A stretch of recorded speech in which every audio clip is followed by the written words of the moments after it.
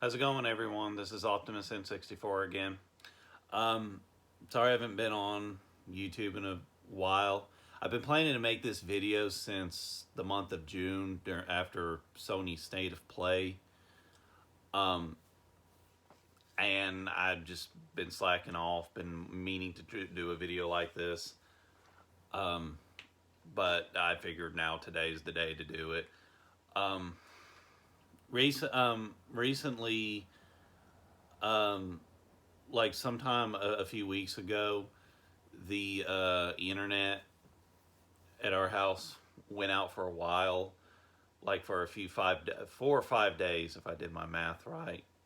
Um, and then once we got that repaired, the power to our house went out for a while, came back on eventually.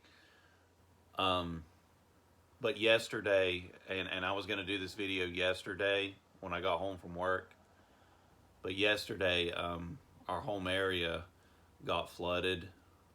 We're doing fine right now. Nobody's lost their homes. Although my neighbors, they've lost their bridges, and it's kind of hard on them.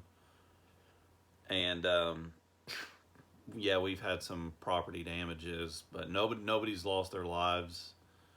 It was a pretty scary time. It was a scary event that happened, but we're doing fine right now. And yeah, it hasn't gotten worse, not yet at least. But today it's been sunny. It's also been cloudy here and there. Maybe the balance between sunny and cloudy, but I just hope it stays sunny for the rest of the whole month. And I just don't want no more heavy rain. I like the rain. We need the rain, but heavy raining that can cause potential flooding. And another thing yesterday, we had mudslides coming down from our hillside, and there's power poles behind our hillsides, and one of them got torn down, and we saw the sparks and the explosion, and it was pretty scary. But other than that, everything's fine. We're recovering slowly. No serious damages other than that power pole. Um, our houses are still intact, and thankfully no lives have been lost. But yeah, it was a pretty scary time. So, but now that we're recovering, I thought maybe now's the time to do this video. Um, Recently, back in June 8th, 2022, Sony gave off a state of play, and that was actually a pretty good state of play. Not great, but good enough to enjoy. And the one game they showed off, I think the first game they showed off, correct me if I'm wrong, but the first game they showed off was the Resident Evil 4 remake. And I just couldn't help but laugh. And I'll explain why. See, here's the thing. I'm not for the Resident Evil 4 remake, nor am I against it. I'm just okay with it. It doesn't bother me. It doesn't bother me not one bit. But my point is that I just don't think it needs a remake. I still think the original Resident Evil 4 holds up well, and but after watching the trailer where Leon said, "If I could just forget what happened, this time it can be different." So I don't know. Maybe Capcom's got something planned for this remake, and maybe they're gonna do something better. Maybe they'll make it a more traditional Resident Evil, and I'll explain more of that later in this video. But first of all, I want to give a big shout out to a YouTube user who goes by Alpha Omega Sin. It's great to have you back, dude. I used to watch your videos all the time back when I was in high school, maybe after high school. I used to watch you when I attended Carl D. Perkins Vocational Training Center. And then when I came back home from vocational training, I started watching your videos more. I remember watching other YouTube users like Boogie2988 and Review Tech USA back then. Kind of still do, but I'm definitely going to start watching your videos again, Alpha.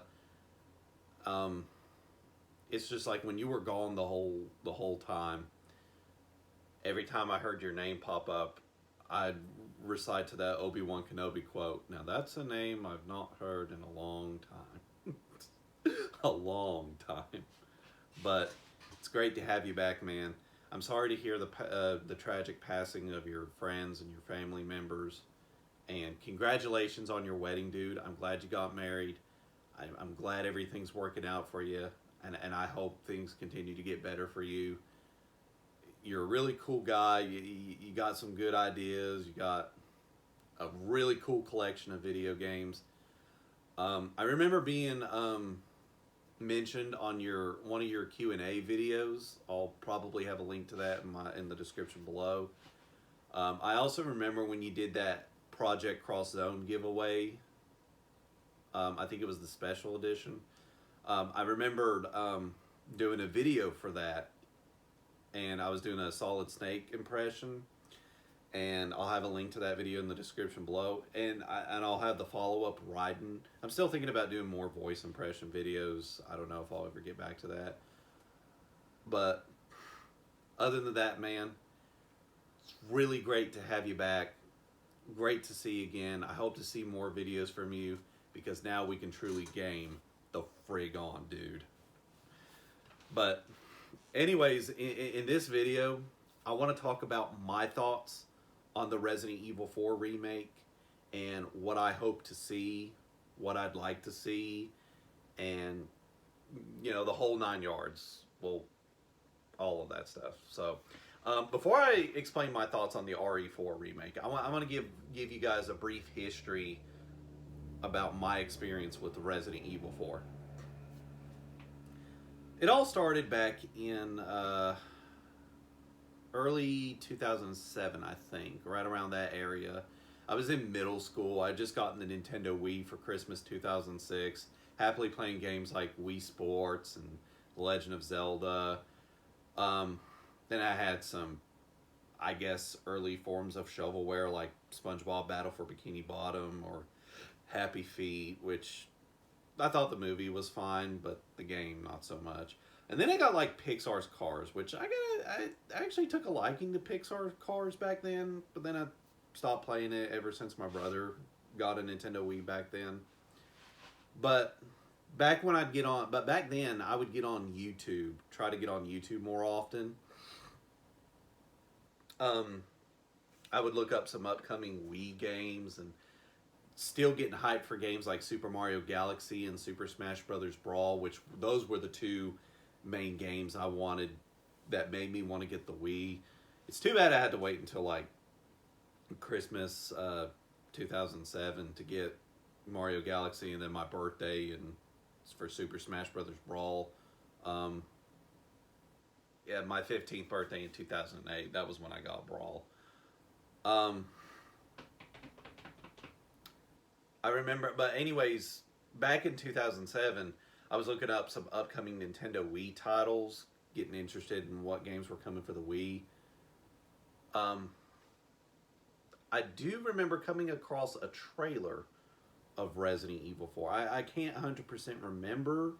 Maybe it was, and maybe I just didn't pay attention to it that much because, well, for one, when I was growing up in our family, we grew up in a strict Christian household, which I'm not an atheist by any means. I just don't use my Christian faith to attack games like that. And, you know, even to this day, as much as I enjoy playing Resident Evil 4, it's never made me give up my Christian faith. It never had an attack on my faith or anything. But I'm going to try and ease up on that a bit. It's just, long story short, when I was growing up, our household was really strict on mature rated games. We weren't allowed to play them. Aside from games like Halo and debatably Perfect Dark, which I mostly played Perfect Dark with my Uncle Chris because he was pretty big into gaming back then. But Resident Evil 4 kind of got me curious. I also remember I was watching videos like from Dexter Boy 124. I mean Dexter Manning back then before he did the Sanity Not Included video with Lyle and the new guy Alex. Um, I do remember he makes some Super Smash Brothers parody videos like Peach's Adventure or Wolf's what was it, Lousy Mission. I don't 100% remember. It's been so long. I still remember those videos. They were kind of funny back then. And then I remember Dexter Manning. He had that Resident Evil 4 phone call pranks with the merchant. What are you selling, stranger? Or what are you buying, stranger? And those were pretty funny.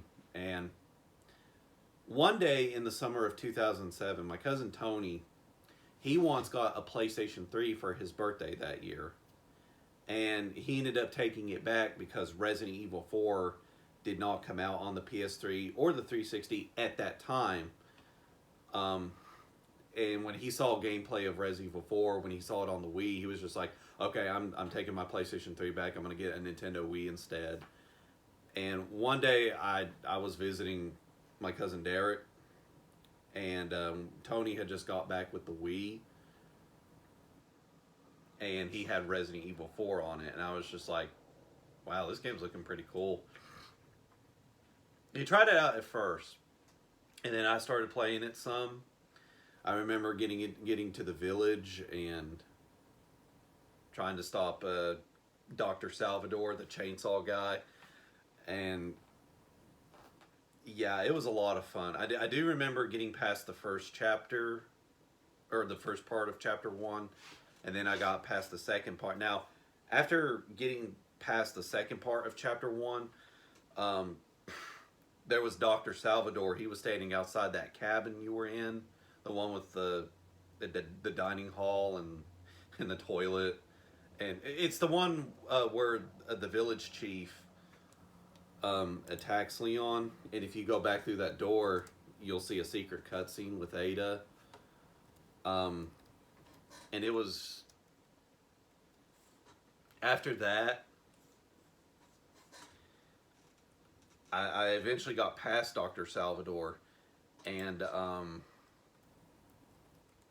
then went back through the village, which I didn't think to go through that small building that led to the church, and that was just it. I hadn't played it until the next time I went to visit Derek and Tony again.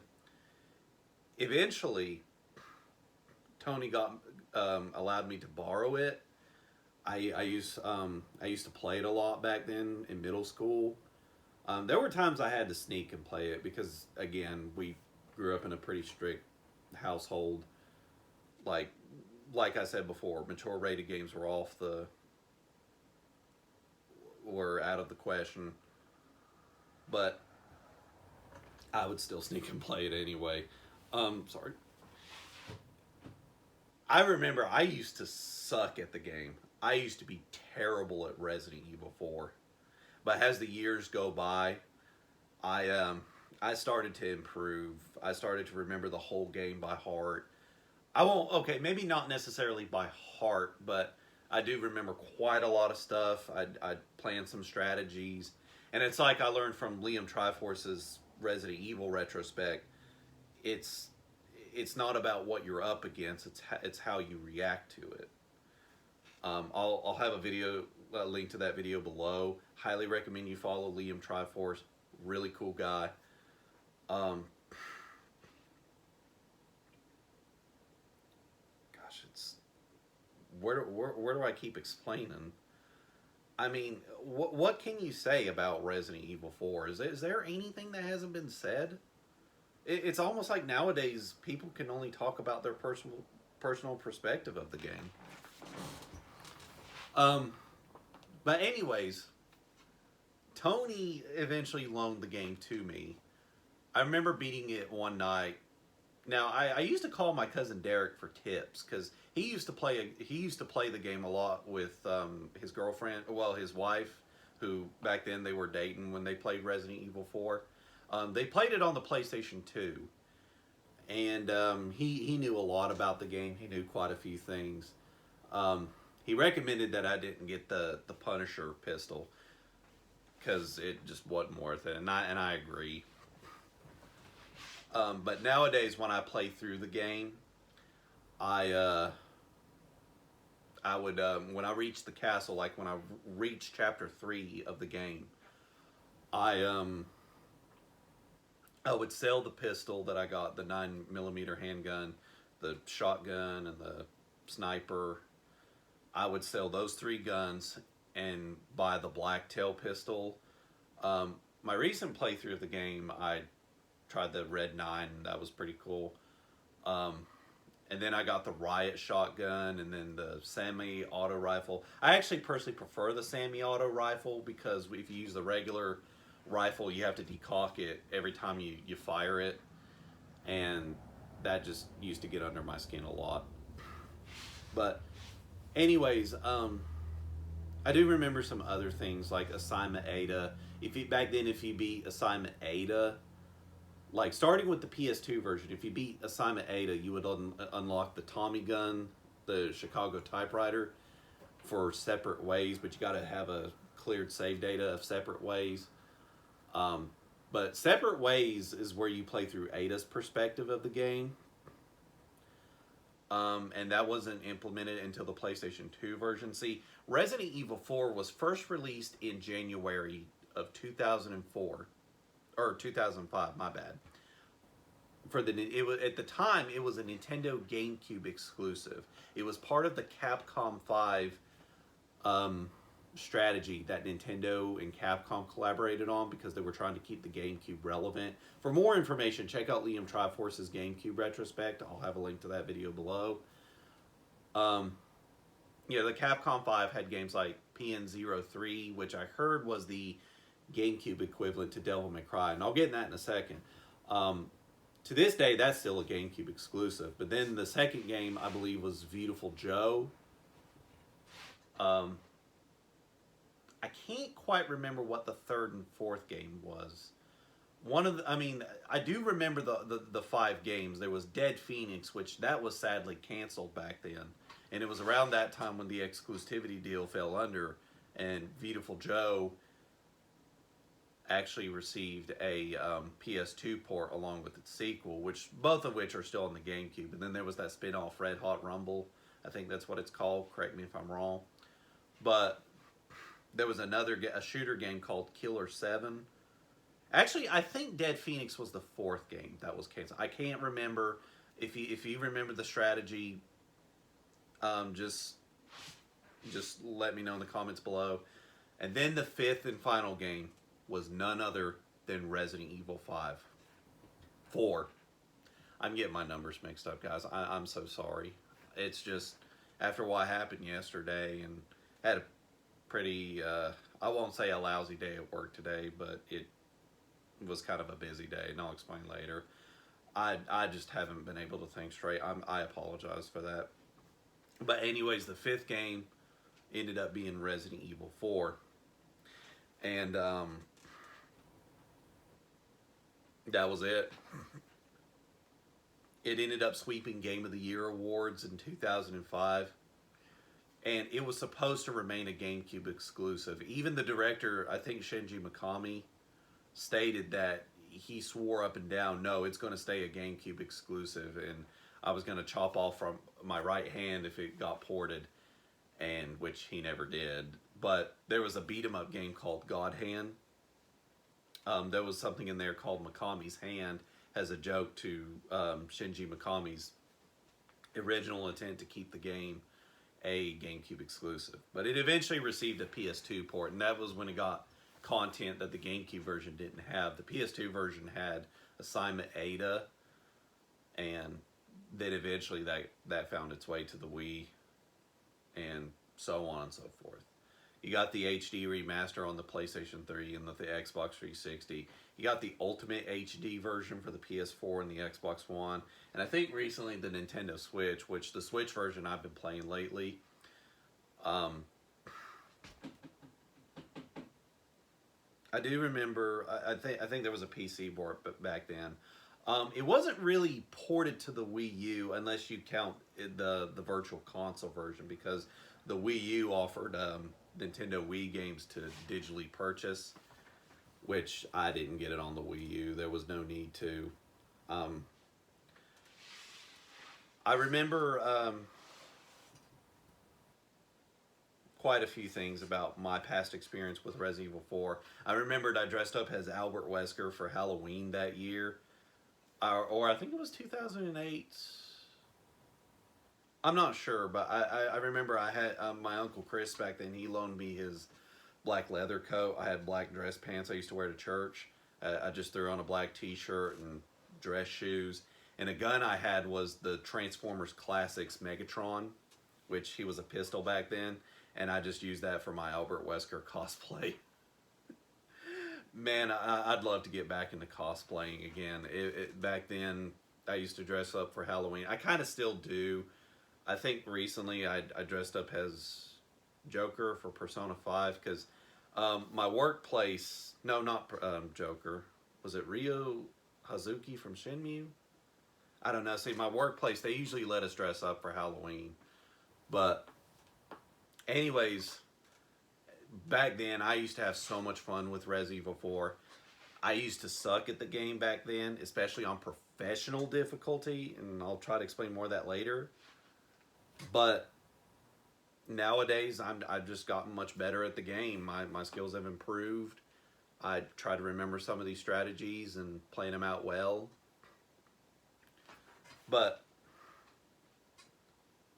as far as Resident Evil 4 is concerned, I own the GameCube copy, the Nintendo Wii copy, which I still think is the definitive version of the game, especially with its motion controls. I have the Xbox 360 version, which out here in the United States is digital only. There was also the Code Veronica HD remake, but in Japan there was the Revival Selection where you got Resident Evil 4 and Code Veronica remastered. But yeah, I just have it digitally on the 360, and I don't plan to import a physical copy because the Xbox 360 version is region locked. I might import the PlayStation 3 copy, like the Revival Selection. I can't make any promises, but right now money's kind of tight on me, and I just would rather save it right now. I recently just got a new Ninja Turtles game, and I'll explain that later. I also own the PS4 copy when that came out. And then eventually, when they announced the remake, I just picked up the Switch copy instead. The Switch version has a physical copy. Only Resident Evil 4 got a physical copy. It's part of the triple pack.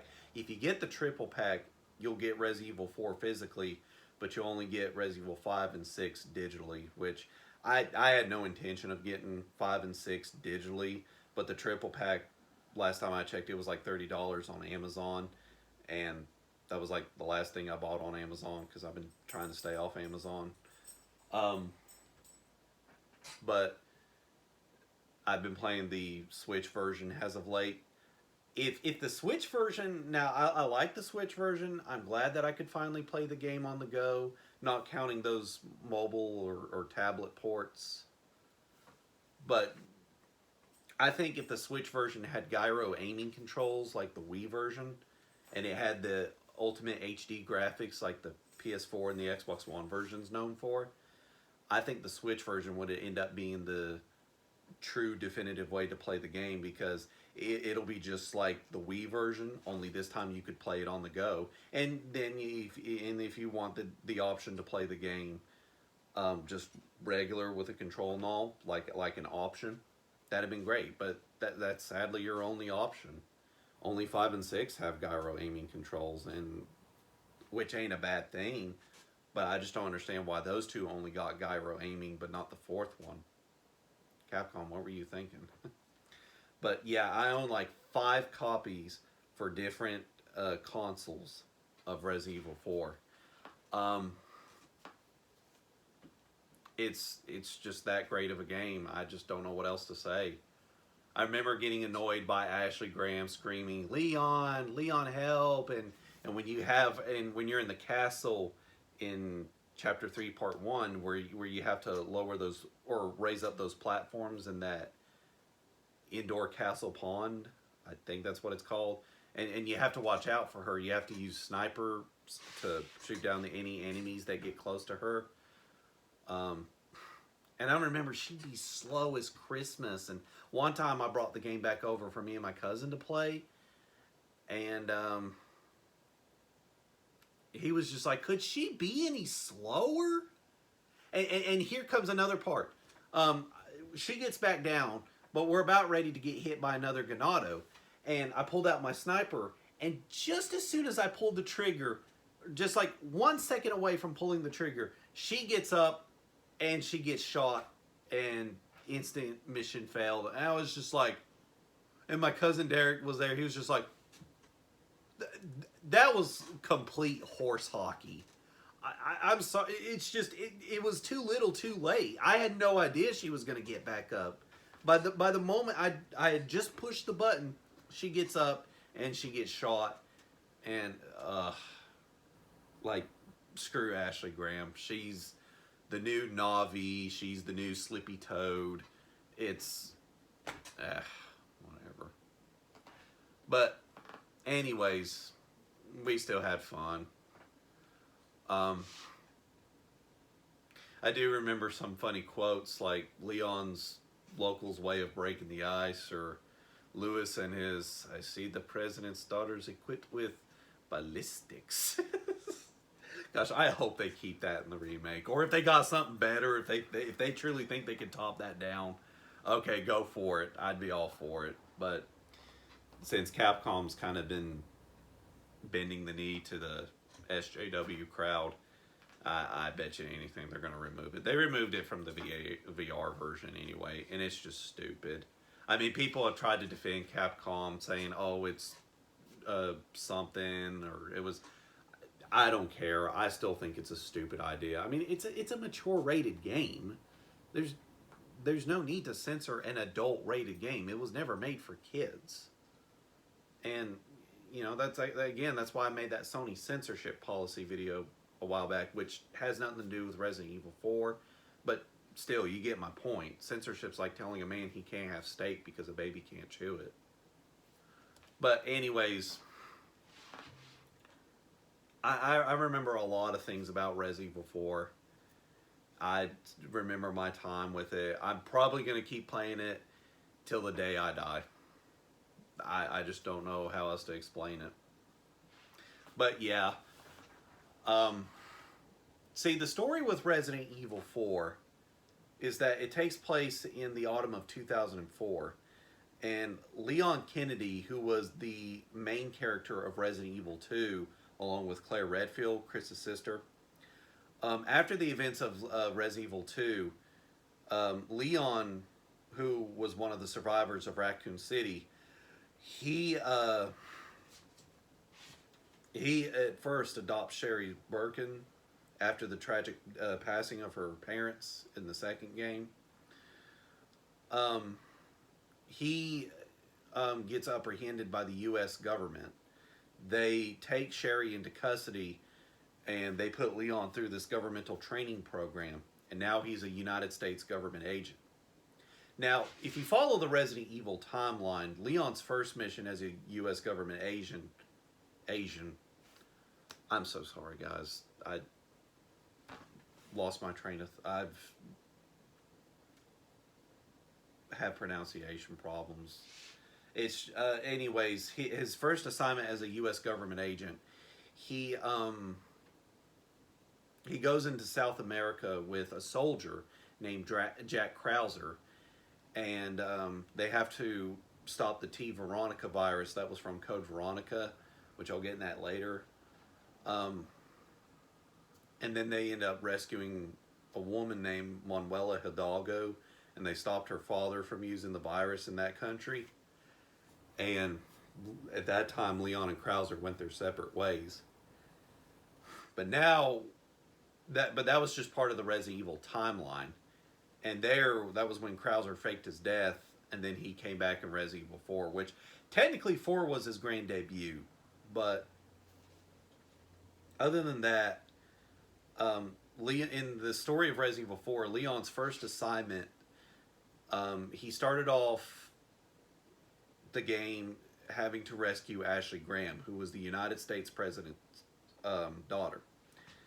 And there he travels to the country of Spain and he comes across a religious cult known as the Los Illuminados, which I think is Spanish for the Enlightened Ones. Um, in that game, he apprehends Ashley. He rescues her at first. Some point in the game, she keeps getting kidnapped, and you have to keep rescuing her again.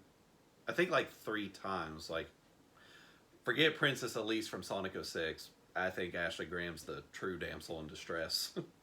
But anyways, she gets recaptured. Leon captures her, but then Leon realizes that the Los Illuminados needs the sample of these parasitic creatures called Las Plagas. They're parasites that take full control of the human host, and Osmond Sadler, is the main villain of the game, and he's the only one who can control them. There's other major villains. There's Bitoris Mendez. He's the village chief, aka the Big Cheese.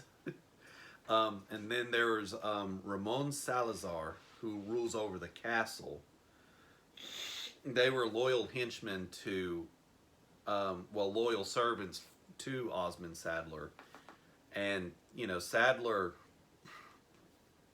he would often visit the village and the castle because they were loyal to him. Mendez ruled over Las Plagas in the village.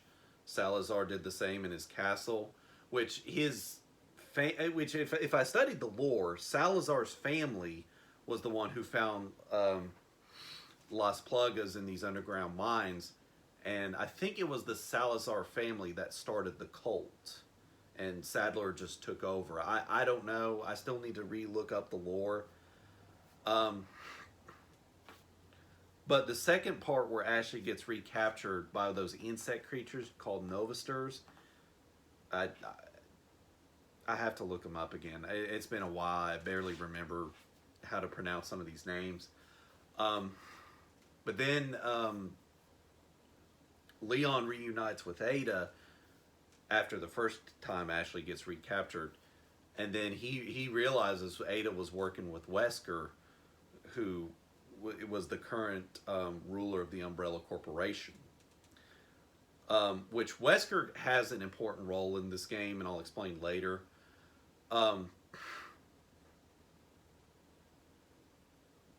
After Leon defeats Salazar, who ruled over the castle,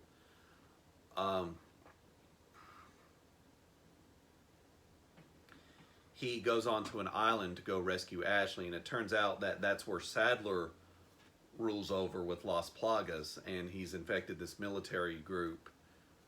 And it was right then and there Resident Evil 4 was starting to take a more action-oriented approach, at least through my experience with Resident Evil 4. I know some people are going to disagree on me with this. I know some of you guys aren't going to like what I have to say, but when I first played through Resident Evil 4, I generally thought it was a legit survival horror game. And there were times I was scared, I was nervous, and the music just made it more intensifying. But yeah, the 5th chapter. Now the 5th chapter had some horror-based moments, but when you got around to fighting those soldiers, yeah, it was definitely it definitely felt like an action game. But the thing about it is, after Leon rescues Ashley again, they plan an escape. Then Sadler starts controlling the parasite in Leon's body, and then he implements a mind control ability through Ashley. So he recaptures Ashley. Now the goal of the Los Illuminados was to capture Ashley and inject her with Las Plagas and then send her back. Oh my gosh, my dogs are driving me nuts. There was a doe out earlier, a deer, and they just barked at it nonstop. I just try ignore them if you can. But anyways, Sadler recaptures Ashley, and then Leon he meets Krauser again, and it was right then and there you find out that Jack Krauser was the true kidnapper. He was the one who kidnapped Ashley because he was under orders from Albert Wesker. Now, after beating assignment, or not assignment Ada, after you beat Separate Ways from Ada's story, you find out that Albert Wesker knew about the Los Illuminados. He knew about Las Plagas and their power, and he was trying to capture all these viruses and diseases. I think it was to create Ouroboros in Resident Evil 5. I'm not 100% sure, but again, he knew their power was a thing, and he wanted Las Plagas for himself. So he that's when Leon finds out Krauser was working for Wesker. And Wesker was the one who ordered Krauser to kidnap Ashley after she was leaving her college, her university, because she was a college student.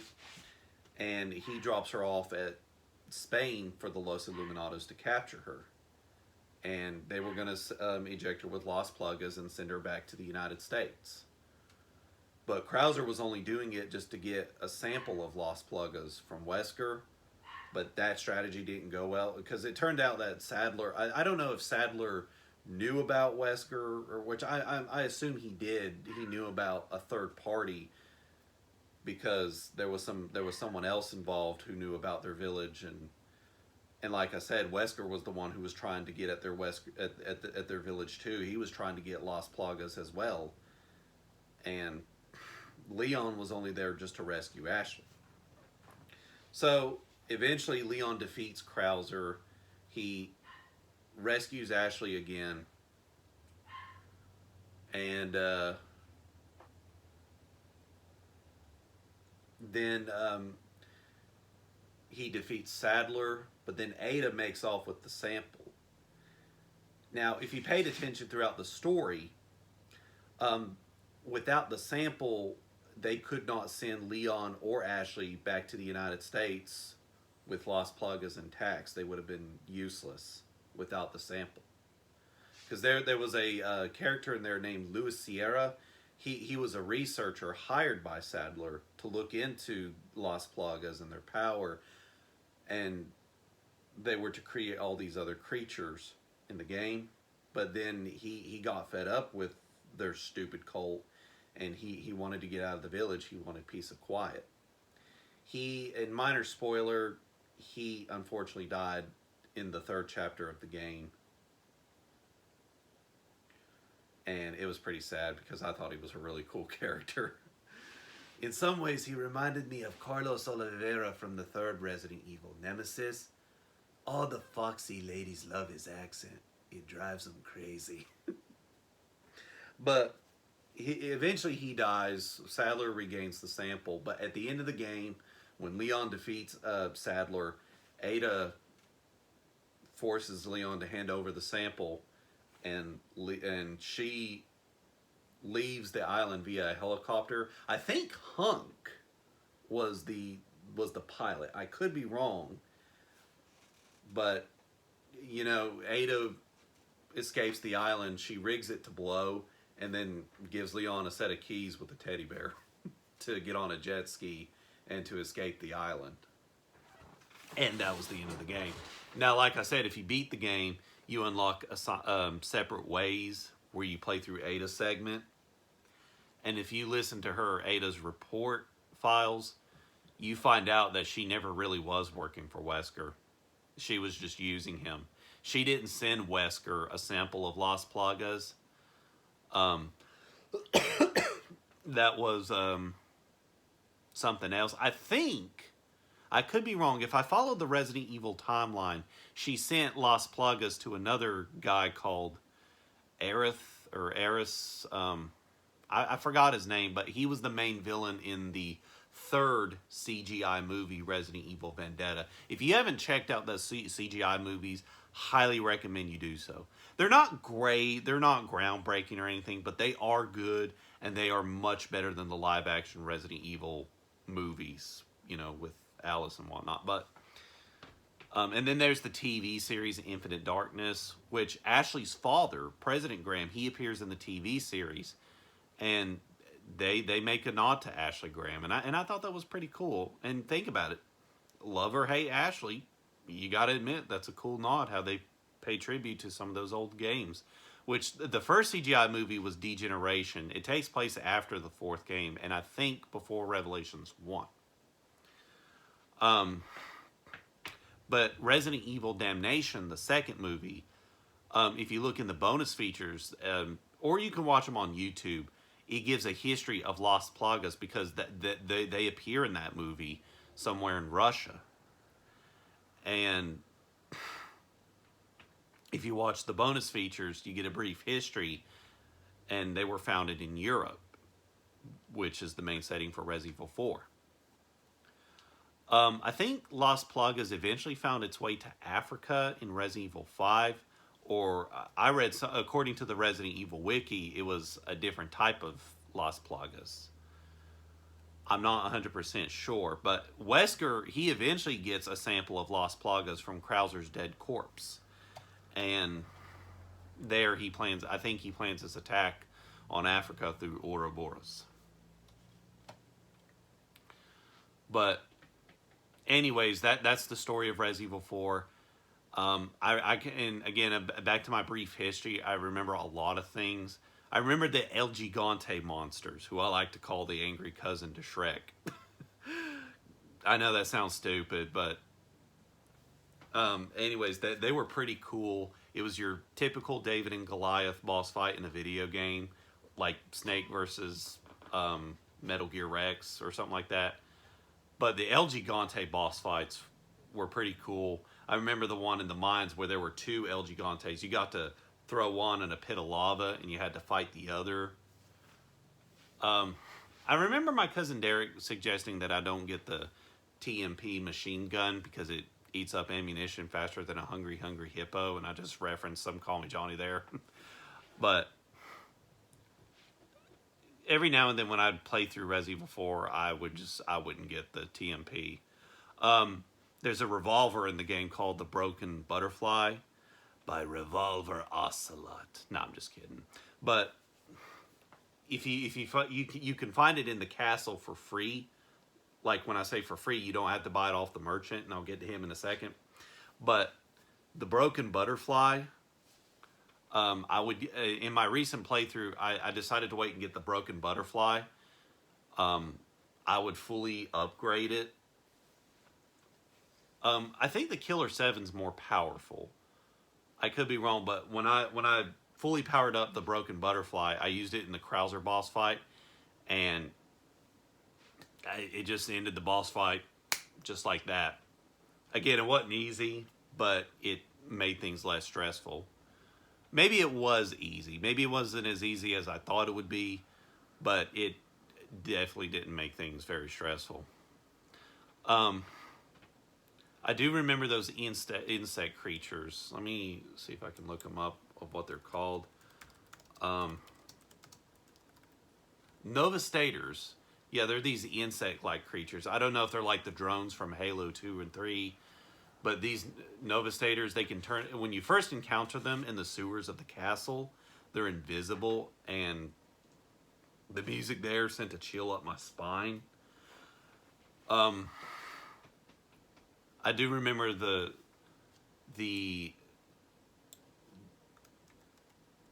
Garadors. They had these Wolverine-like claws. You might as well call them Wolverine's angry cousins. But I remember those things. And the only reason why I struggled against them was because they had highly developed sense of hearing, but they were completely blind. And all you had to do was just stay quiet. You can ring a bell and set up a trap where they'll stick their claw through the wall. And when they got their claw stuck, you can shoot their weak spot on their back because they're heavily armored. And then I remembered in chapter 3, part 4, near the end of that chapter, I had to fight like 2 of them. And it was pretty tough. Especially when I played it on professional mode back then. And holy crap, professional mode just mopped the floor with me back when I was a kid. Back when I was like a preteen or a teenager. I struggled like hell to beat that difficulty. And starting with the PS2 version, and later versions of the game, if you beat professional mode, you get this laser cannon. It's called the PRL 412, the Plaga removal laser. That's what it's called, and it's the ultimate weapon in the game. You just fire away, shoot lasers everywhere, break every crate, barrel, shoot, kill up every enemy, every crow. Which, when you start off Resident Evil 4, kill some of the crows because you'll get some money out of them, and you'll get like ammunition, like grenades, maybe. I remember killing one of them in the 5th chapter of the game, and I got 5,000 gold, literally. But it was definitely a lot of fun back then. And of course, Dr. Salvador, aka the potato sack wearing chainsaw freak of nature, he drove me nuts as a teen, because he was a one-hit kill. Originally, in like older versions of the game, he would try and attack you, but you could shake him off. But in the final version, he just slices your head off in one swing. I remember I would get, I won't say traumatized by that, but I would get a little nervous from that, just seeing how terrifying that was. Because I remember, Alpha, when I was watching your Resident Evil 4 remake reaction video, well, not reaction, your Resident Evil 4 remake video,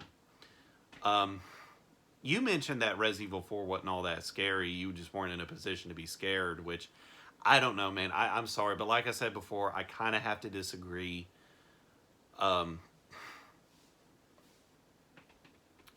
At least through my experience when I first played through 4, I thought it was a scary ass game.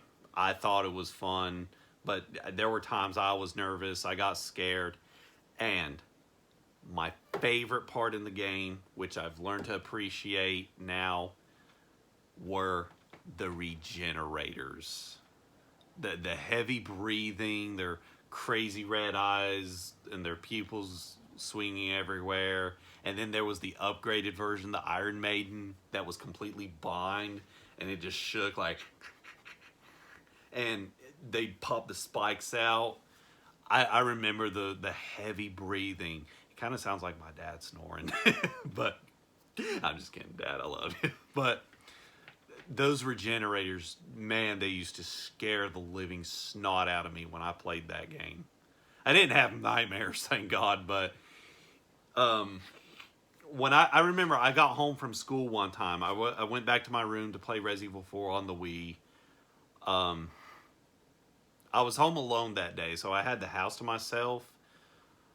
I remember playing through Resident Evil 4 again, and when I first got to the regenerator, like, you go into the room where you first encounter one, you get this card key to the freezer, and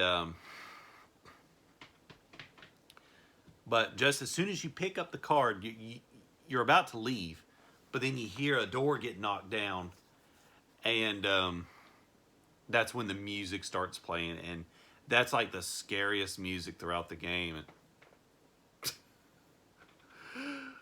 I swear that song, that the door getting knocked down and the heavy breathing, it's just, it brought it to today. It brings back memories, and I'm constantly I'm not constantly looking over my shoulder, but it's just when I hear that music in the middle of the night, yeah, just forget it. But when I was home alone that day, I got nervous. I was getting scared. I didn't want to admit it though. But when I first heard that sound, their heavy breathing, the music and everything, and I used to waste all my ammunition because they were heavily armored. I mean, you can kill them with other weapons, make no mistake, but it's just too much ammunition. And later in the game, and I wasn't thinking straight, probably because I was too scared. When I get to the freezer section, there's an optional part. You don't have to do it, but if it's your first time playing Resident Evil 4, I highly recommend you do it. You You turn off this cooler in the freezer section, and you open up this door and you get the infrared scope, and it lets you see all those plagas. See, because my stupid mind back then didn't think to read the Lewis memos. Like I mentioned, Louis Sierra, he was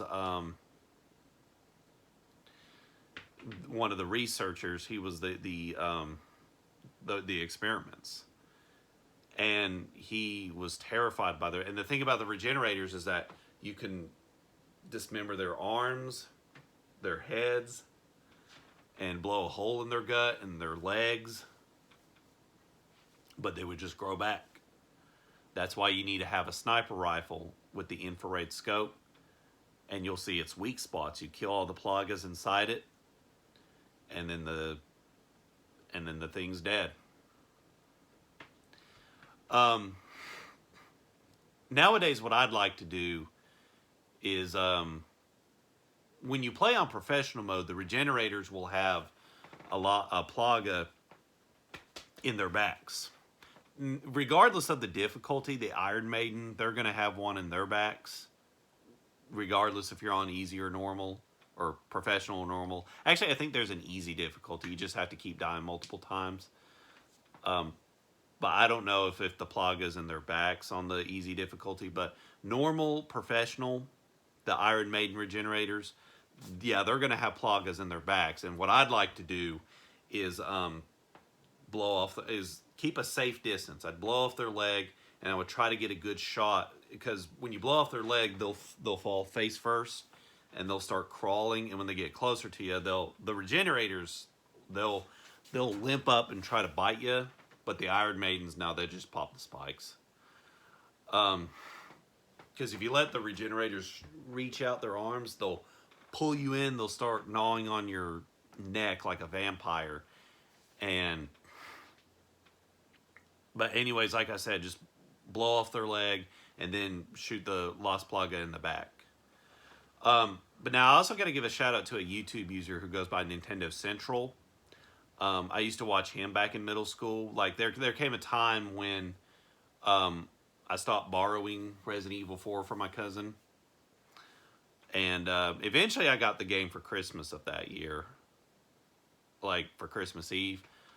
But, you know, he had a strategy where he kept going through the window, and the Lost Plagas would, or not Lost Plagas, the regenerator would just slither through the window. And when he gets back up, you got to quickly do a U-turn and just shoot the Lost Plaga if you can.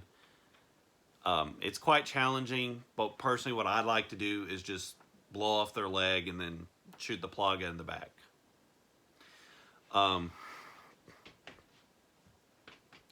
I remember that part in the game. I got so scared. I just kept thinking, oh my gosh, I got to reunite with Ashley again, because I kept thinking, as long as she's with me, I won't feel alone again. Or I just kept thinking, oh gosh, Mom, Uncle Chris, Kami, my sister, please come back. Because I was scared to go to the bathroom that day when I was home alone, fighting against the scariest creatures in the game. Gosh, I really wish I could relive that moment. I really wish I could experiment Res Evil 4 for the first time again. And just so many memories, man. I remember being upset when Lewis died. I hoped Krauser had come back to life and realized the error of his ways and be the good guy again. But, man, it's just, those days are long gone now. Well, anyways, enough about my 54-minute history with Resident Evil 4. I think I'm going to go ahead and tell you my thoughts on the remake and what I hope to see. Actually, before I do that, I need to talk about a very important character. The Merchant. Got something that might interest you. What are you selling, stranger? I got a selection of good things on sale. Not only will you need cash, but you need guts to buy that weapon. And the thing about the broken butterfly, its description states, it's gun. I see you have an eye for things. Gun's not about shooting. It's about reloading. You'll know what I'm talking about.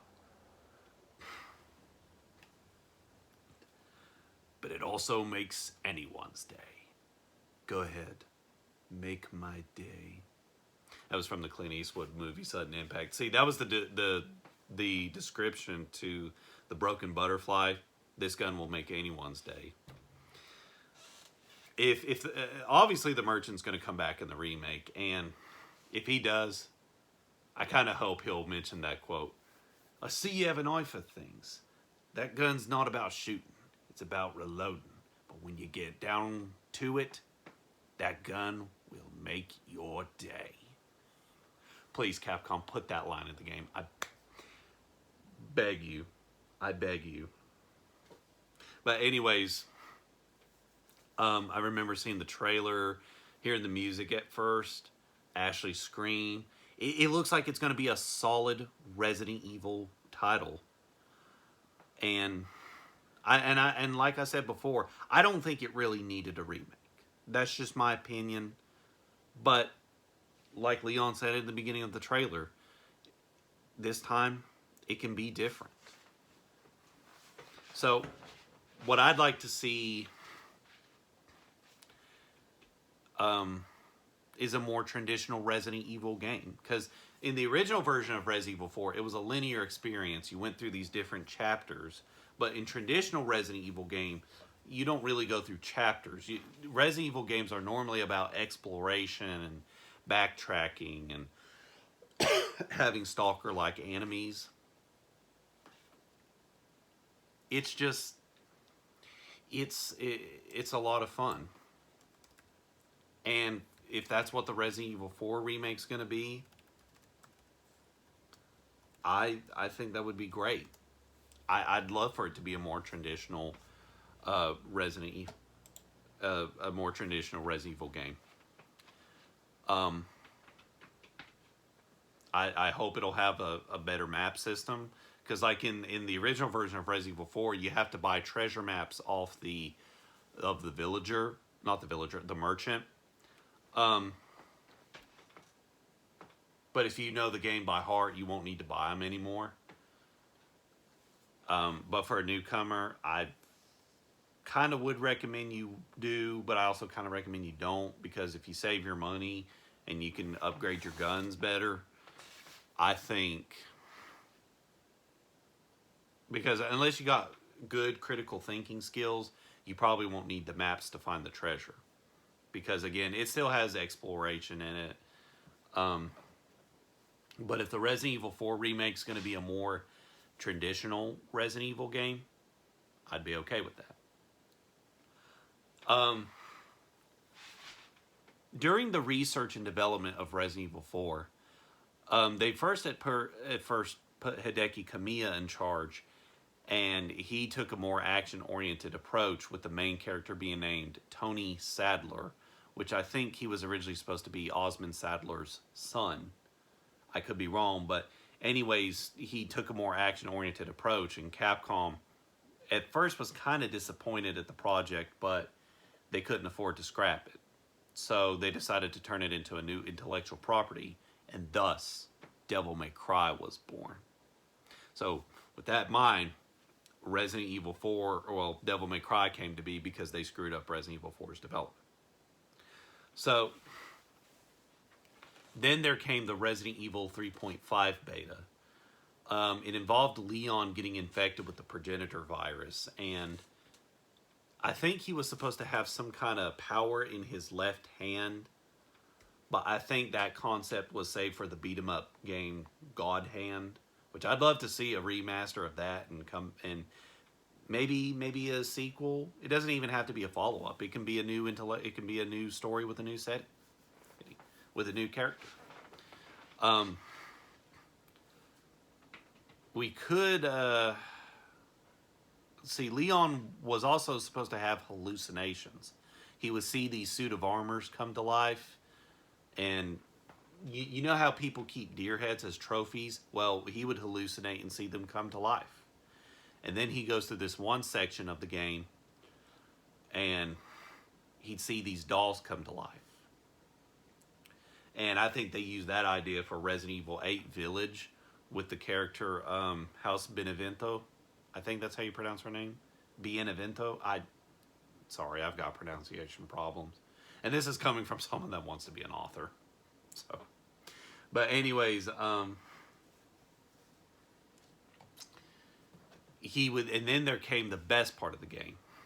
He would come across a hook man, a ghost-like character that would come out of a painting like Mario 64, only in a more horror aspect. The hook man would swing his hook at you. I think you would have to throw a flash grenade to make him visible so you can then shoot him. You kill him, he drops the hook, and then you can go on with your day. Now, I've heard rumors that they're bringing that back in the remake. I hope they do. Hold on a second. I thought I saw someone pull in. But anyways, they were going to... I heard they're going to bring him back. Like there's going to be a part in the game where Leon hallucinates maybe. Or maybe Leon won't hallucinate. And it'll just be a different Plaga-like villain. Or maybe it'll be one of those upgrades to the guard doors.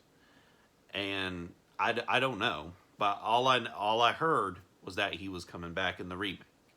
I also heard rumors that Leon will not be the one to face the Hook Man in the remake, but rather Ashley instead. I could see Ashley, but I still want Leon to stick to their original plan.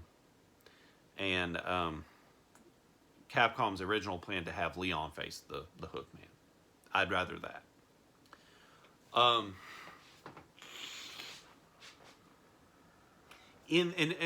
See, the original plot of Resident Evil 4 was that Leon was going to a village in Spain, I don't know if it was in Spain, but he was going to this castle located somewhere in Germany. Not Castle Wolfenstein, obviously, but there was a secret umbrella facility underneath that castle, and Leon had to head there and stop their evil plans. And Ashley, I believe, was not supposed to be part of the main story, but she was supposed to be a supporting character. She would be locked in the castle's dungeons, and she had to escape with the assistance of a dog. And that idea was scrapped and was later used for a spin-off survival horror game called Haunting Grounds. And I agree, Alpha Omega Saint, if you're watching this, I agree. We need to bring that back. Capcom, if you're listening to this, please bring back the Clock Tower series. I think Capcom owns the Clock Tower series. After all, they did publish the third game. Well, actually the fourth game, but it's called Clock Tower 3. And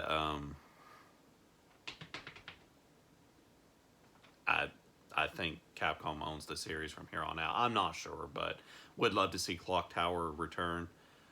But I also want to see Haunting Grounds come back too.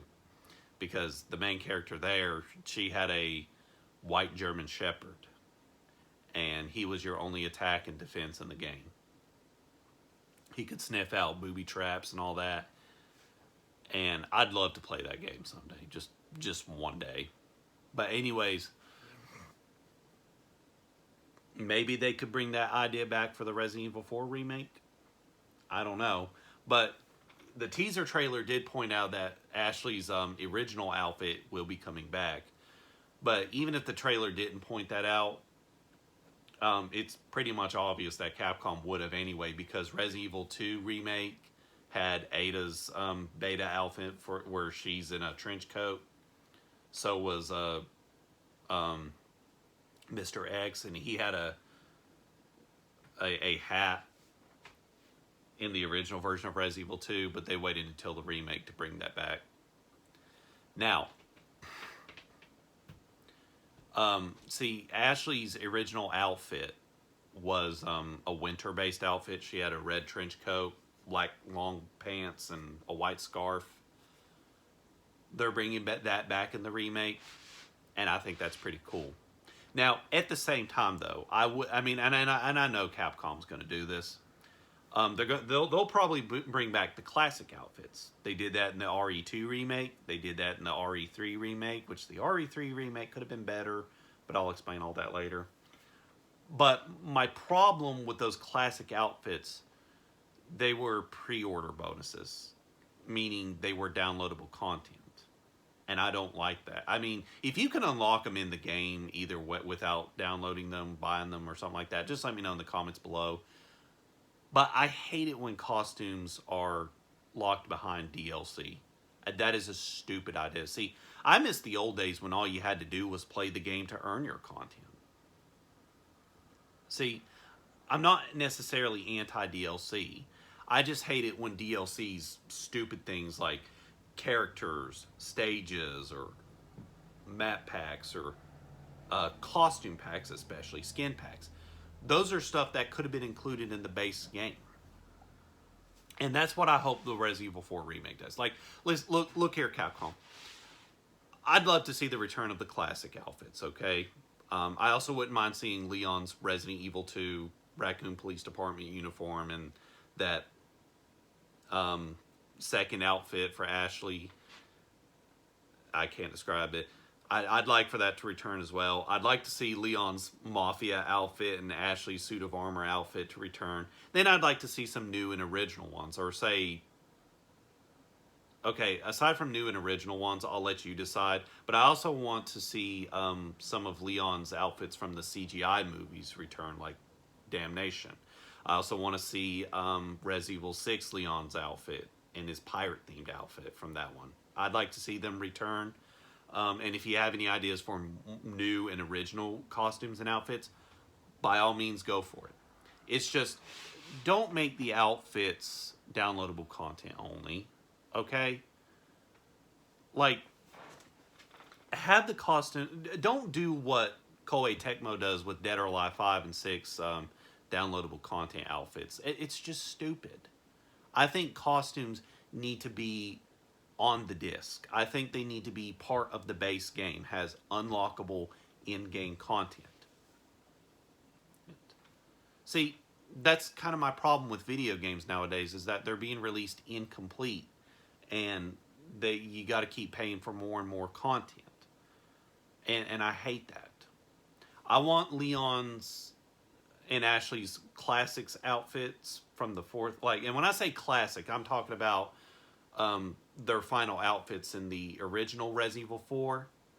I'd like for them to return. I just don't want them to be downloadable content. I just want them to be part of the base game. Like, say you play through the game once and you unlock the costumes there. That's all I want to see, Capcom, okay? And then later on, if you want to do some DLC, like an expansion pack, that's fine, okay? You could offer something like Separate Ways, which I don't want Separate Ways to be DLC. I want it to be unlockable in-game content. But if you want to do some DLC like that explains the origins of Luis Sierra or Jack Krauser, I'd be all for that. And then you got the upcoming Shadows of Rose DLC for Resident Evil 8 Village. I'd like to see Ashley get something like that. Like Shadows of Ashley or The Nightmares of Ashley, something like that. That could take place after the main game and Ashley gets home safe, but she starts going through nightmares and hallucinations of her trip to Europe. Well, in the village. And crap. I knocked off my desk here, my drawer. But anyways, origins of Krauser, origins of Lewis, Nightmares of Ashley or whatever. Those need to be an expansion pack. Like, say you release Resident Evil 4 Remake first, and then later on you want to offer those expansion packs. You can sell them digitally separately, but you could also give all three of them a physical release on one disc. Call it the Resident Evil 4 expansion pack. And maybe if you want to add some fourth story, that also would be fine. But again, don't use DLC like stupid stuff, like costumes and characters. I just, stuff like that needs to be included in the base game, is all I'm saying. Okay? Um, but, anyways, I also heard the Res Evil 4 remake is going to have Stalker based enemies. I'm all for that. Okay? Stalker based enemies. This includes like Mr. X from Res Evil 2. I think William Birkin was a stalker in the original Res Evil version 2. Res Evil 2 original version. I think he was. I haven't got that far in the game yet. But Mr. X definitely was. And then there was Nemesis in Res Evil 3. I'm not sure if Code Veronica had a stalker based enemy, unless you count Alfred. But then in Res Evil 7, there was Jack Baker and the Baker family. And then in Res Evil Village, you had Lady Dimitrescu and her daughters. I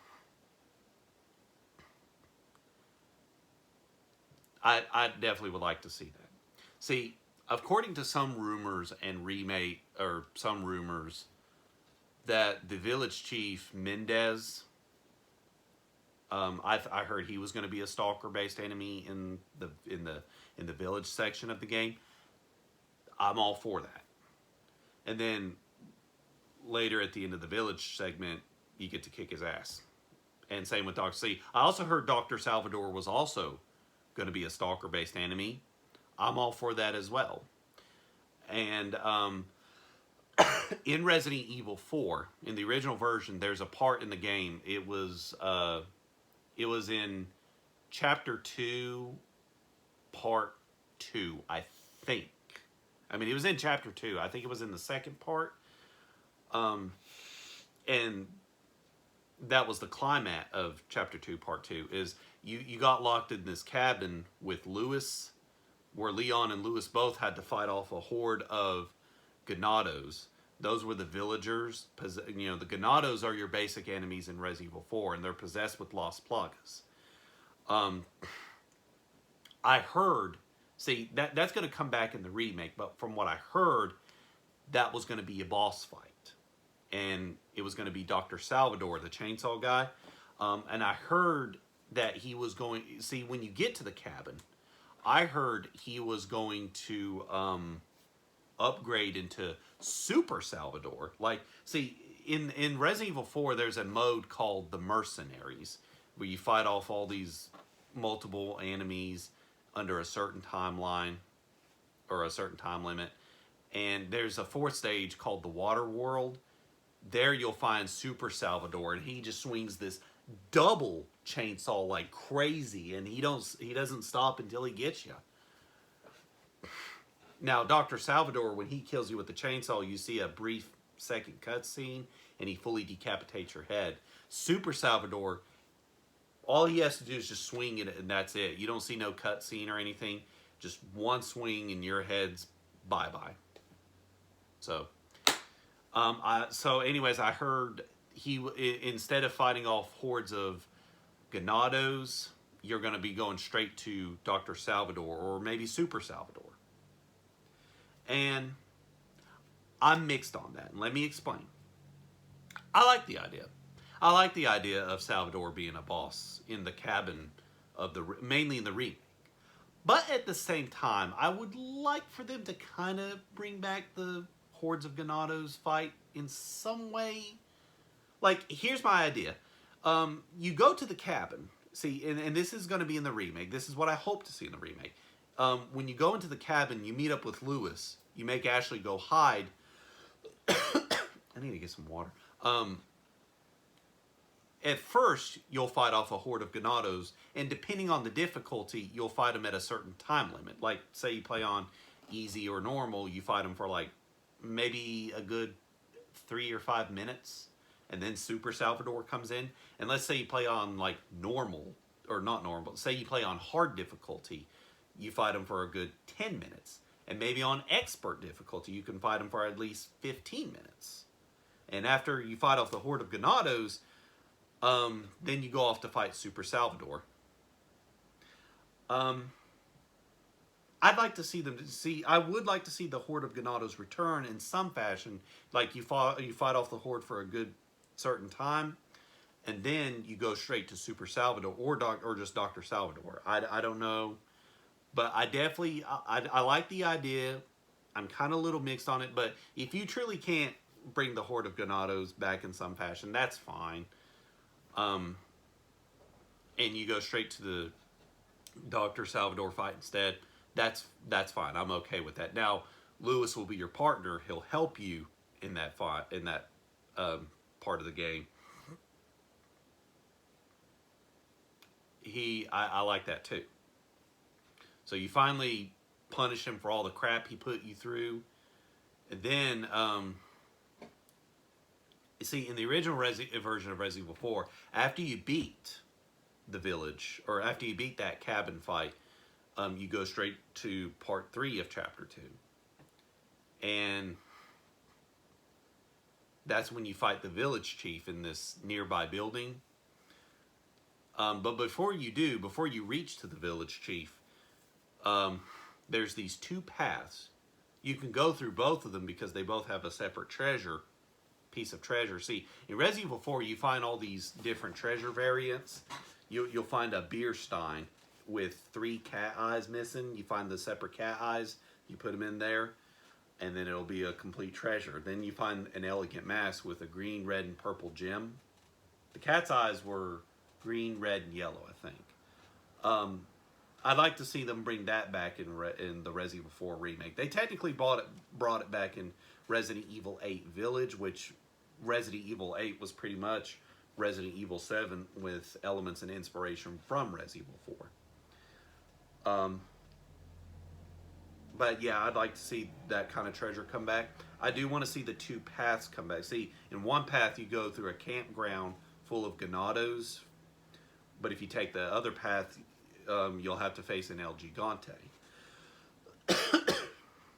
But if you want to fully complete the game, like get all of the treasure, that's when you fight. That's when you take both paths. I'd like to see that come back in the remake. When you get past those 2 parts in the original game, you get off this forklift, and you'll see these Ganados on the other side. They're throwing axes and rakes at you. Well, not rakes, but garden hose. Then you'll have these other 2 Ganados that'll jump on your forklift platform, and they'll start banging on it and send you down to your doom. Yeah, I'd like to see that come back, only just a tad bit more challenging. But even if when you get past that part, that's when you have to fight the village chief face to face. Again, I'd like for him to be a stalker in the game, and then he can be a boss. I also heard that Ashley is going to be more helpful in the remake, and I definitely want to see that. I heard she was going to have like a pocket knife where she can defend herself from the Ganados. Maybe they could put that in easier difficulties, but say you play on hard or professional, maybe it won't be there. I don't know, but either way, I like the idea. I also heard she was going to help you. I heard she was going to have her own suitcase, and she can carry items for you. See, in Chapter 3, Part 3 of the original... hold on a second. Hold on.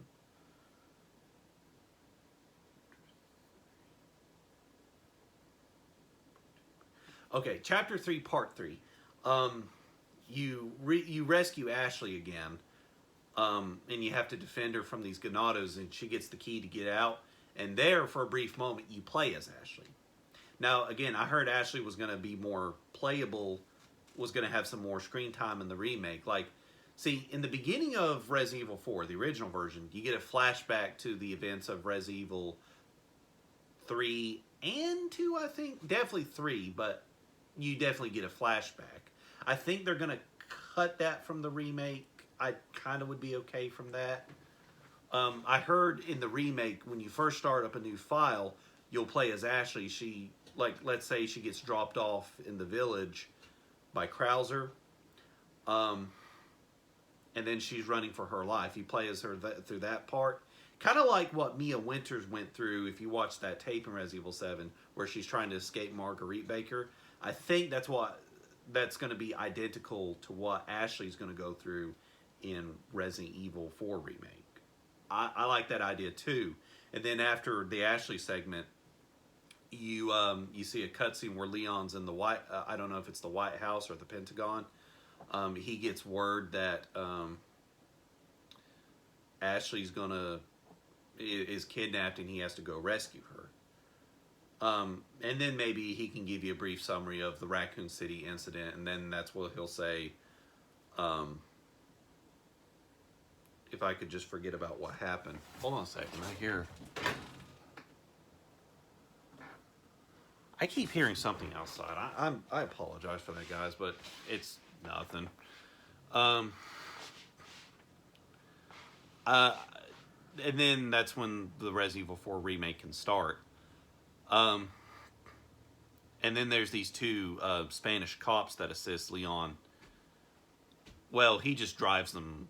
They just drive him there. They don't really assist him all that much because then they get captured, and one of the cops get hung on a hook in the village, and his corpse is burning. And then the second one gets fed to this fish creature called, well, not a fish creature. It's a mutant salamander called the Del Lago. And I thought that was a pretty cool boss fight from the first game. Kind of challenging to say the least. But I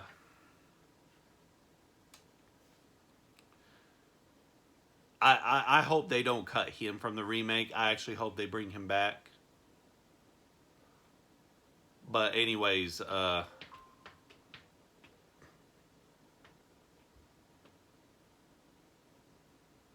would like to see maybe some improvements in the remake if they're going to bring that boss fight back. Maybe there's some areas that need improving. I don't know. Or maybe the boss fight's fine just the way it was. So, I don't know. I definitely want to see that come back.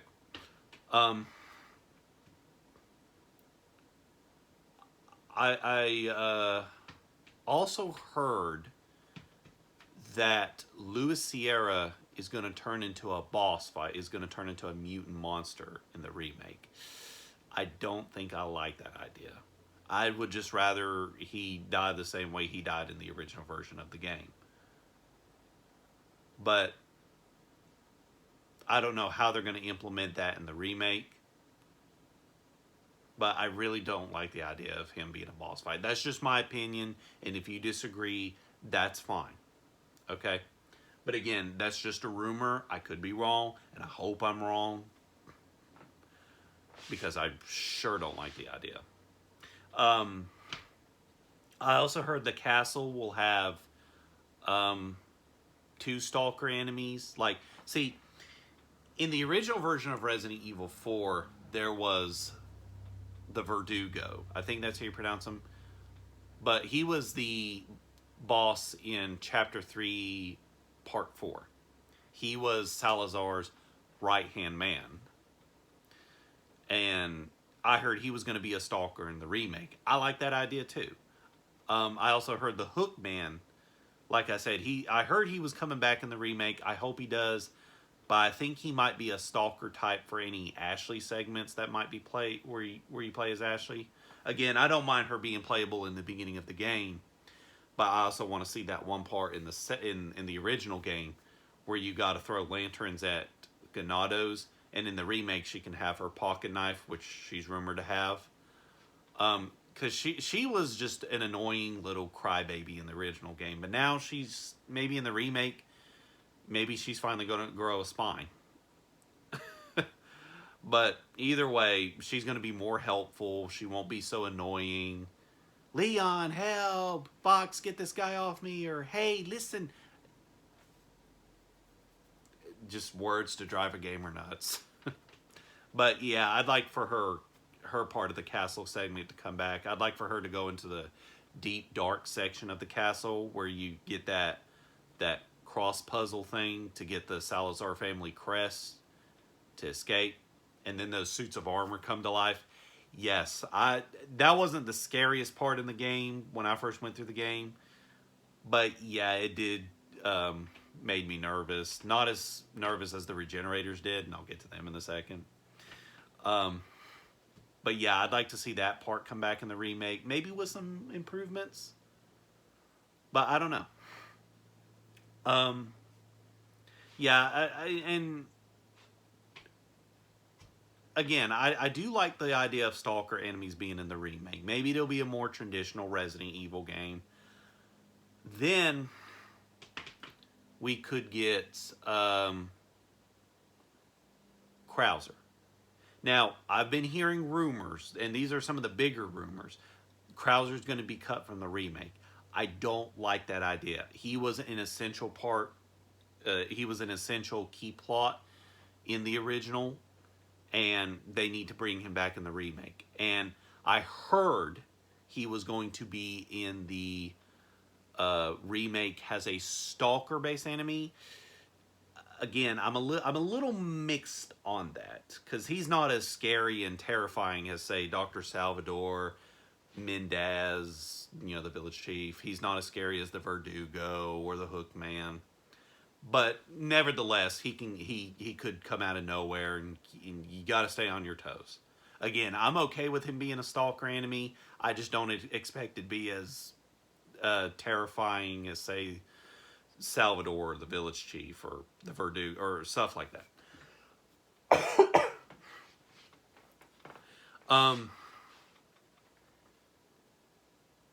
I also heard I'm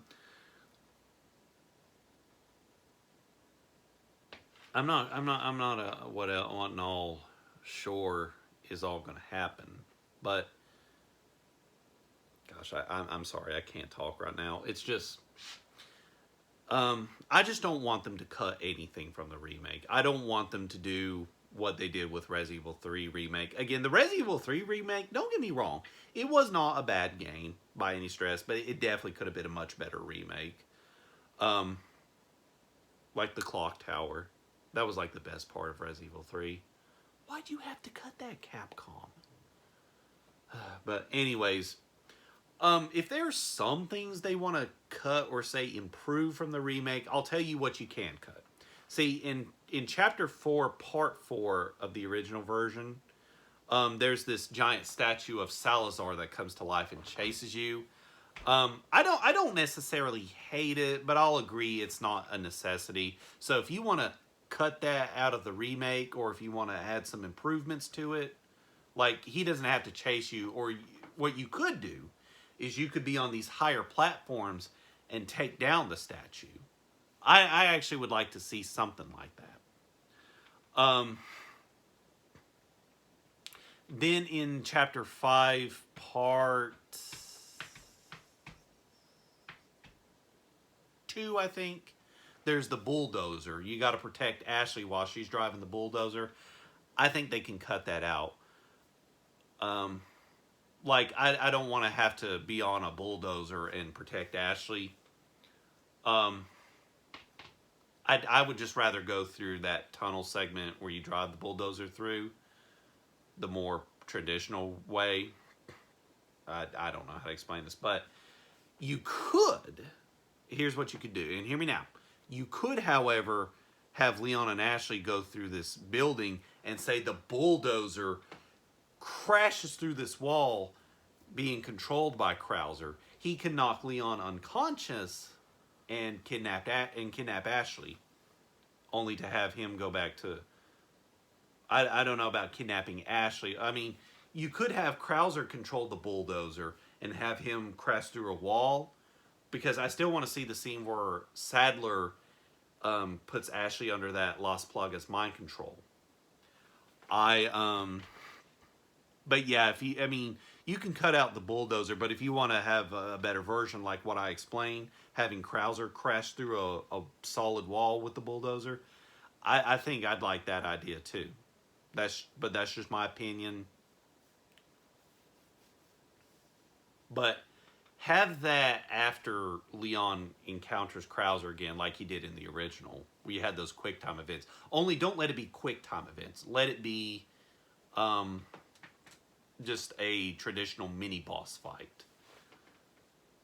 And then you can fight him like he did in the original, and he can have that mutated arm spear. But anyways, in the original version of Resident Evil 4, there was Chapter 5, Part 4, where there was this helicopter pilot, Mike. He protects you through this helicopter. That was when Resident Evil 4 definitely started feeling like an action game. And I would rather they cut that out of the game. I mean, if you want to cut that out of the remake and replace it with something better, then yeah, you can cut that out. But other than Mike's helicopter, other than the bulldozer, other than the Salazar statue, I really don't want them to cut anything out of the remake. I just want it to be more faithful and truthful to the original. It doesn't have to be 100% like the original, but I just don't want them to screw it up like they did with the Resident Evil 3 remake. But again, that's what I'd like to. Now, the Regenerators. I heard they were coming back, and I hope they do. Capcom, if you're watching this, I hope you can make the Regenerator part definitely more scary and more terrorizing than what the original remake or what the original version of RE4 did. I'd like to. I would definitely shower you with credit, because I want the Regenerators to come back in Resident Evil 4 remake. I want them to be more scary. I mean, I want their original designs to be the same. I definitely want the Iron Maiden upgrade to come back as well. But I also heard rumors that there was going to be multiple variants of the Regenerators. Like, in the original version of Resident Evil 4, when you go through the freezer segments, you'll have these rows of different monsters lined up that look identical to the Regenerators. Yes, I'd like for them to come back in the remake. I'd like for them to be, I don't know, mini bosses or just regular enemies. Yes, bring them back, Capcom. Bring some multiple variants too. But again, one could hope. I also heard that Sadler, the boss. Now, Sadler was the final boss in the original version, and obviously he's going to come back in the remake.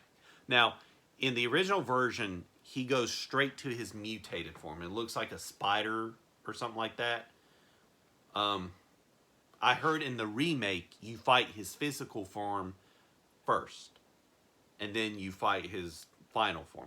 I like that idea. I'm okay with that. I think they should put that in the remake. See, in the original version of Resident Evil 4, when you play Separate Ways as Ada, you actually fight Sadler in his first form, in his main physical form. But yeah, definitely in the remake, bring his first form first, and then his final form. And yeah, I'd like to finish him off with that red rocket launcher, which Project Cross Zone 2 definitely paid tribute to Resident Evil 4 like that. I love that part. I also heard Wesker was going to be in the remake, which, obviously he should, because he had a key role in the story.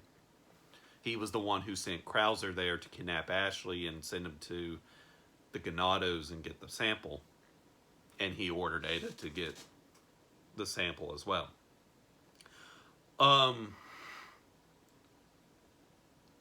Ada, I heard Wesker was going to be a boss fight in the RE4 remake. I'm mixed on that. If you're, see, I like the idea, but if he's going to be a boss in the game, I'd rather he be a boss fight in, say, an Ada segment or her own story, Separate Ways. Because in the Resident Evil lore, Carlos, Billy from Resident Evil 0, and Leon are the few characters that have never met Wesker, but they know who he is. And I'd rather the remake stay true to that. Leon never met Wesker. So if Wesker is going to be a boss in the game, Just let it be on separate ways. Okay?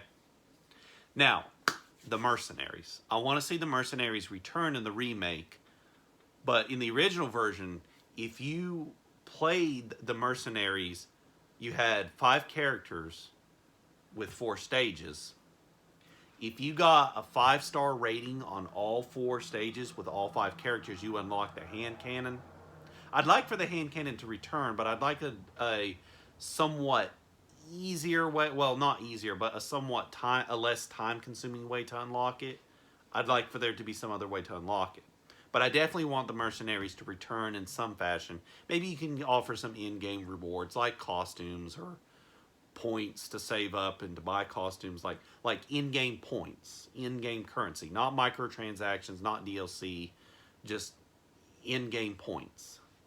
I definitely want to see some more stages, and I want to see some more playable characters. I want to see the main 5 come back: Leon, Ada, Krauser, Hunk, and Wesker. I want to see them playable in the remakes Mercenaries, but I also want to see Louis Sierra be playable in the Mercenaries.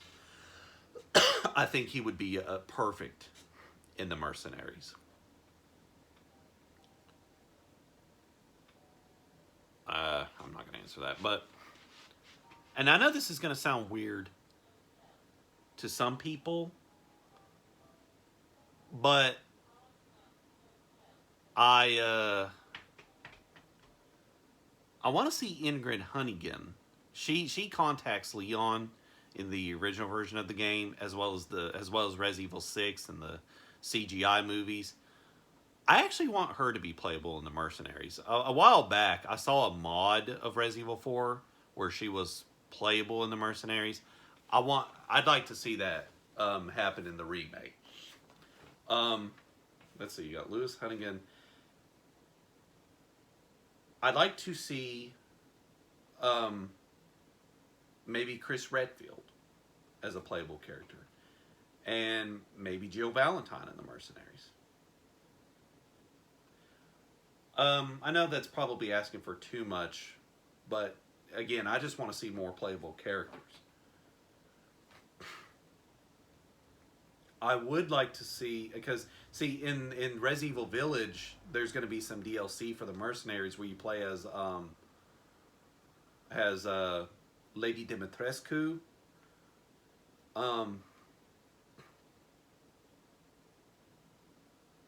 and Heisenberg. They're going to be playable, which is cool and all, but I just can't fathom the idea of them killing the Lycans, because I thought they ordered the Lycans to attack Ethan. Well, they're definitely Miranda's army, but because I also had the idea, okay, maybe Sadler or the village chief will be playable in the Mercenaries. I don't necessarily like that idea. I would rather the Mercenaries just have the original 5 characters and plus some new ones. Maybe definitely with Lewis, he needs to be playable in the Mercenaries. I want to see Hunnigan playable. Maybe Chris, maybe Jill, and maybe, just maybe, just for fan service, they can include Ethan Winters. But if that's going too far, then okay, maybe just Claire Redfield. But, I want to see more playable characters. I want Lewis to at least be playable. Out of all the characters I've suggested Capcom, at least let it be Lewis. Okay?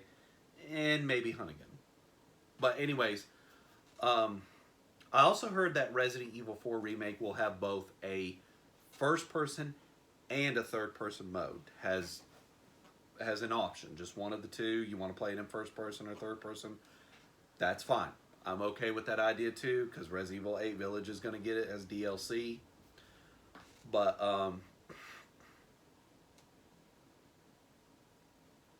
anything else that I left out or didn't mention? I'm not sure. But, anyways, and another important thing I want to mention. I heard the Resident Evil 4 remake might tease a connection to Resident Evil Village. And this is an article I found on GameRant.com. Now, keep in mind, this is just their opinion. I won't go into details of as to why the Resident Evil 4 remake and the Village Resident Evil 8 game might have a connection, but I like the idea. I could definitely see it. Like I mentioned before, Resident Evil Village was inspired and had elements from Resident Evil 4. Like the main villain in Resident Evil 8 Village is Mother Miranda. She's pretty much the female Saddler. I think Lady Dimitrescu might be the female equivalent to the village chief, Mendez. The only difference is that he was created to be a tall... I mean, they're both pretty tall characters. And maybe in the remake, Mendez may be as tall as Dimitrescu. Granted, they've never met, but as far as the village chief, I mean, he was created to be a sinister villain. Whereas Lady Dimitrescu, she was just created out of fan service. But still, everybody really liked her. I could be wrong, but where she's a tall villain like Mendez, maybe she took inspiration from Mendez as well. Maybe her tall height. Village also had a lake boss fight similar to the Del Lago. But yeah, there's some connections, and I could be wrong, but I bet you to anything, Miranda and Saddler might have had a secret relationship back then. Maybe the Resident Evil 4 remake will touch on that. I could be wrong. More than likely I will be, and I'm okay with that. But, you know, the story in Resident Evil Village, Mother Miranda, she was trying to resurrect her daughter Eva. And maybe Eva might have been Saddler's daughter. I don't know. I don't know for sure, but if you want more information, just look up this. I'm going to have a link to this game article in the description below. I'll let you read it, and I'll let you decide for yourself if you like the idea. But I definitely like the idea of the Resident Evil 4 remake having a connection to the Resident Evil 8 remake. That would be great. If they can fill in some plot holes and not ruin the timeline or anything like that. But I definitely like the idea. But again, Capcom, just try not to screw this up. Any costumes that you want to add in the game. Look, I don't care what kind of costume you want to make. You want to make something funny, goofy. You want to make something fan servicey. That's fine. Just don't sell the costumes separately as DLC.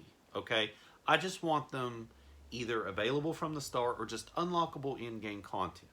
Okay, I just want them to be available on the base game at day one. And then later on, if you want to do some DLC like expansion packs, that's fine. Like I mentioned, that Origins of Lewis idea, or that Origins of Krauser idea. And maybe Ashley's own Nightmare segment, or maybe some other fourth expansion pack. I'd be okay with that. But for those who don't know, there was a brief history gamers went through with Capcom. We went through some sort of Capcom renaissance that went from 2011 and I think ended in 2015. Maybe. I don't know, but the whole story is there was a brief moment where Capcom started to go through a fallout. They started to ignore their fans. They westernized their games. Like they wouldn't bring back Mega Man or something like that. Like they canceled 4 games back then, but then at some point at the start of 2014, Capcom had only $157 million in the bank. I don't know if it was 157 or 152, but granted, that might have sounded like a big load of money, but when you're a third-party company like Capcom, that was dangerously low. And at that point, Capcom tried to make up an excuse like, oh, we're just not selling more DLC, which was funny because back then, Capcom promised they were going to stop doing poor use of DLC, and then they were like, nope, screw it, we're going to keep selling DLC, even though that's not going to keep their company afloat. They just decided to do it anyway. But at that point, we just started to question Capcom. What did you expect? This is your fault. You wouldn't bring back Mega Man like people begged you to. You kept milking Street Fighter 4 and Street Fighter 2 with unnecessary add-ons and updates. You tried to turn Resident Evil into a generic shooter to grab that Call of Duty dollar. You westernized Devil May Cry, which, don't get me wrong, the reboot wasn't bad. But it just wasn't Devil May Cry, in my opinion. They didn't listen to their fan base. They didn't stay true to what made them great, and look where it got them. They were almost bankrupt. Then at some point in 2014, they were up for sale. And then Capcom was in a position where they had to listen to their fans. So on the Nintendo GameCube and the Wii, there was the Resident Evil 1 remake and the Resident Evil 0 prequel game. They were originally Nintendo exclusive, but when Capcom remastered them for the PlayStation 3, 4, Xbox 360, and Xbox One, which they're also backwards compatible with PS5 and Series X/S, when they brought those games back, they sold like hotcakes, and right then and there, Capcom realized, okay, we're going to have to return Resident Evil back to its roots. And that's how Resident Evil 7 came to be. And it did the numbers. It proved that Resident Evil survival horror could work. And it was still profitable. Don't get me wrong. Action games, I like them. Call of Duty, Medal of Honor. I mean, those are fine games. I like them, but they're not the sole definition of how a video game should be. But when I go to the Resident Evil series, I want to see something scary and terrifying. I want to be on my toes. I want to be nervous. I don't want to see Chris Redfield's biceps 24/7. Like, forget Gaston. Chris Redfield's got biceps to spare. After all, he punched a boulder. All Gaston did was eat eggs. Okay, I know that was the cringiest joke ever, but still, forget Gaston. Chris Redfield's the real big dude everyone wants to hang out with. But anyways, I don't want Capcom to go back to that era again. Like, think about it like this, Capcom. Okay, you want to go on with the Resident Evil 4 remake, that's fine. But if any, I still don't think Resident Evil 4 needed a remake. I'm okay with it. I'm looking forward to it. I'm going to give it a shot. And that's all fine and dandy. But if any Resident Evil game Capcom needed a remake, it was definitely Code Veronica. I still hope you could have another team working on the Code Veronica remake. Maybe it could come out next year, like a few months after Resident Evil 4 remake. Like, back in 2002, you did that with the Resident Evil 1 remake and Resident Evil 0. Maybe you can do the same with the 4 remake and the Code Veronica remake. That'd be good. But after these remakes, Capcom, you need to take a break from the remakes. You need to start coming out with some original games.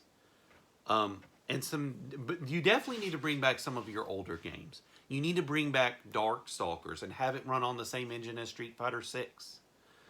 You need to bring back Dino Crisis, okay? Don't get me wrong, that Exoprimal game, which I don't know if it's a spin-off to Dino Crisis or not, but that Exoprimal game, that does look pretty good. I'm looking forward to that. But I also want to see Dino Crisis return to its roots. I want to see a brand new Dino Crisis running on the RE engine, okay? If you want the option to switch from third-person to first-person view, like you're doing with Resident Evil 8 and debatably the 4 remake, that's fine. But I definitely want to see a brand new Dino Crisis. And after the brand new Dino Crisis, if you want to remake the first game, that's fine. I also heard rumors that Devil May Cry 1 was getting a remake. I don't think it needs one, but I could definitely see one. It would be nice, maybe. But again, I'd rather just have a Devil May Cry 6. I still want to see a Devil May Cry 0, The Tale of Sparta. And if they can't make that a game, at least let it be a CGI movie like the Resident Evil movies, the CGI ones. you got to bring back Final Fight, Ghost and Goblins. Bring back Bionic Commando. Make a brand new Bionic Commando and have it run on the RE engine. Actually, you can do a spin-off of the Bionic Commando games. You can have a third-person one like the one from 2009 with Nathan Rad Spencer, which, in my opinion, I didn't think that was a bad game. I never played the classics Bionic Commando, but if you want to bring back the classics and you want to have the side-scrolling series, that's fine. And you want the third-person series on the RE engine, that's a great idea. You want to bring back Onimusha. Yes, we need a fifth Onimusha. I'd love the fifth Onimusha running on the RE engine. That'd be great. But I also want to see Mega Man X9. You're remastering the Battle Network collection and a Legacy collection, which is great. But I would definitely like to see a Mega Man Battle Network 7. And I definitely want to see Mega Man Star Force come back. If you want to do a Legacy collection, that's fine. But then make a brand new Star Force if you can. I think that'd be great.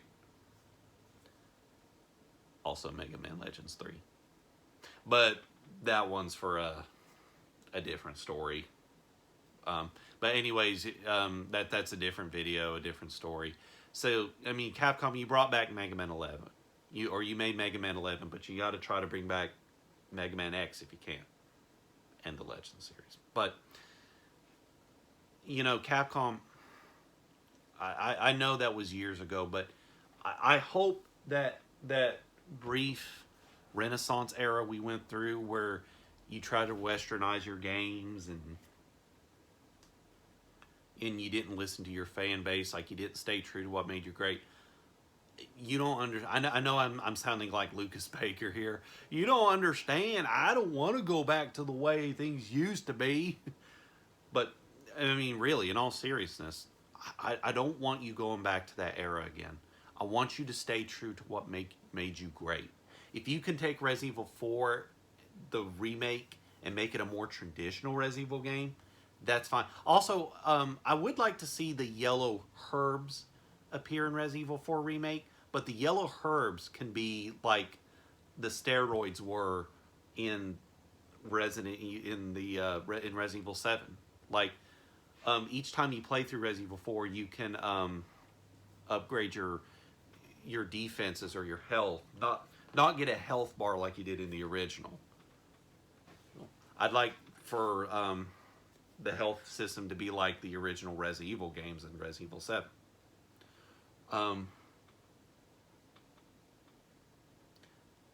But, you know, Capcom, take it easy with the remakes. Come out with some new original games. Bring back older games like Dino Crisis, Bionic Commando, and Ghosts and Goblins. You know, bring back Darkstalkers. Bring back Haunting Ground, God Hand. And definitely bring back Power Stone. I've never played a Power Stone game, and I'd love to, Capcom. Please. And then later on, if you want to do, say, a Devil May Cry 1 remake, or a Dino Crisis remake, maybe a Dino Crisis 2 remake, that's fine. But bring back some of your older and make some newer installments. With your current games, make a Mega Man X9, like I mentioned, an Onimusha 5, like I said. I'm not quite ready for Resident Evil 9 yet, but I definitely want to see a Devil May Cry 0, The Tale of Sparta game. And again, if you can't make it a game, at least let it be a CGI movie. But again, those are my ideas. That's what I'd like to see on the Resident Evil 4 remake. Again, Capcom, you want to go through a Resident Evil 4 remake, that's fine. But you definitely need to consider remaking Code Veronica. And after a while, try to take a break from the remakes and come out with some newer ideas and maybe bring back some older games. But other than that, just listen to your fans. Okay? I don't want to go back to that era where we got into that renaissance. And it was just a pretty sad year for Capcom. It got better in the end, yes. But again, I just want you to learn your lesson, Capcom. I just hope you still remember what got you into that spot again. Just don't let it happen again. And that's all I've got to say. Well, I know I spent like over an hour and 54 minutes making this video. But again, I've been wanting to do this for a while. And also, like I said, Capcom, don't do costume-based DLC. Okay? Like, and I know I've beaten that dead horse already, but I'm going to try and save more of that information for my for my potential defense of physical media video. But again, those are just my ideas. Those are some of the, I mean, I've heard some rumors. I've heard some pretty cool things and not so cool things about the Resident Evil 4 remake. But if you like my ideas, if you disagree with them, or if you do, regardless, just comment in the video below. Let me know what you think of the RE4 remake. If you think it's a good thing, or if you don't like the idea, and maybe we'll have a discussion about it. And again, one more shout out to Alpha Omega Sin.